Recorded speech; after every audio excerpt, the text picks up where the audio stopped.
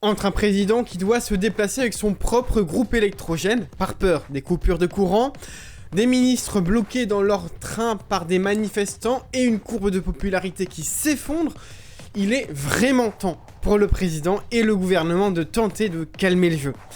Et ça tombe bien, Emmanuel Macron a annoncé 100 jours d'apaisement. Super, non ? Allez, on débriefe tout ça aujourd'hui. Les 100 jours d'apaisement doivent logiquement être, pour le gouvernement, le lieu d'annonce de mesures plus ou moins différentes sur plein de sujets qui doivent théoriquement calmer les ardeurs des manifestants en colère et essayer de remonter la cote de popularité vraiment en berne du camp présidentiel. Sauf que pour l'instant, on peut pas vraiment dire que ce soit une grande réussite parce que la plupart des annonces qui sont faites dans le cadre de ces 100 jours d'apaisement, qui sont d'ailleurs devenus entre deux les 100 jours d'action, c'est des mesures qui ont déjà été annoncées ou qui avaient déjà été sous-entendues, qui ne font qu'être précisées ou juste réannoncées. Bon alors, qu'est-ce qui est concret ?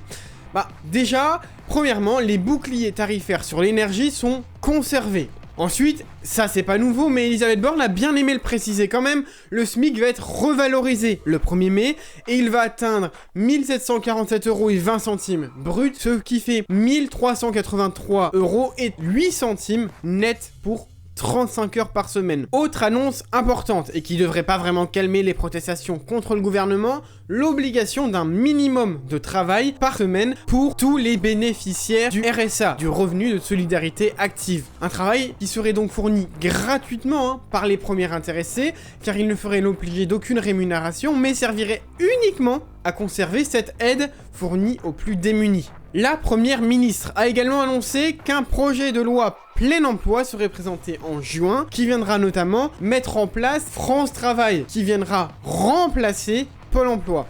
Alors là, on est sur une annonce, c'est original, mais rien de nouveau, rien de neuf.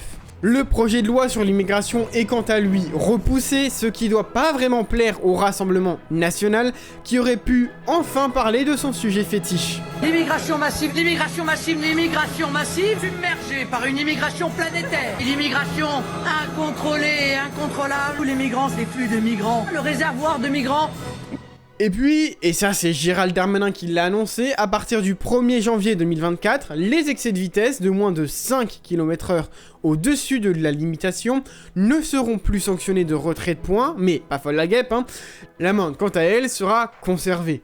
Le vice-président de la Ligue contre la violence routière, Pierre Lagache, a pointé du doigt une décision politique qui vise à soigner l'image du président et dont le prix humain sera cher. Bon, après, pas sûr que ce soit vraiment suffisant pour soigner l'image du gouvernement, mais bon. Et ce samedi 29 mai au soir, Emmanuel Macron doit assister au match de finale de Coupe de France, match pour lequel il est très attendu, notamment par la CGT qui avait appelé à des manifestations proches du stade, manifestations qui ont été interdites par la préfecture. À 21h, Toulouse et Nantes s'affronteront donc devant 78 000 personnes, dont le président qui sera dans les tribunes où sera exceptionnellement donné le trophée par crainte de problèmes si cela est fait sur le terrain. La question se pose d'ailleurs encore de savoir si le président se rendra sur le terrain ou si la peur d'un incident le fera renoncer à cette petite tradition. Et enfin, normalement, pas de risque de coupure de courant puisque le Stade de France dispose d'un groupe électrogène. Niveau sécurité, la préfecture a mis le paquet. C'est sûr que ça serait con de se retrouver avec des images comme celles qu'on a vues en finale de Ligue des Champions, les Anglais s'en souviennent. Alors c'est plus de 3000 membres des forces de l'ordre qui seront présents ce soir. Dans le stade, il y aura d'ailleurs 1400 agents de sécurité supplémentaires. Là, bientôt, il y aura plus de personnel de sécurité que de spectateurs. Et puis, Bruno Le Maire a annoncé que la France allait continuer ses réformes structurantes, comme la réforme des retraites. Alors, je sais pas vous, mais moi je savais pas que l'apaisement c'était synonyme de mettre de l'huile sur le feu. Voilà pour ce débrief, j'espère que ça vous aura plu. On n'oublie pas le pouce bleu, l'abonnement et tout ce qui s'ensuit. Et moi je vous dis à très bientôt pour un nouveau récap de l'info.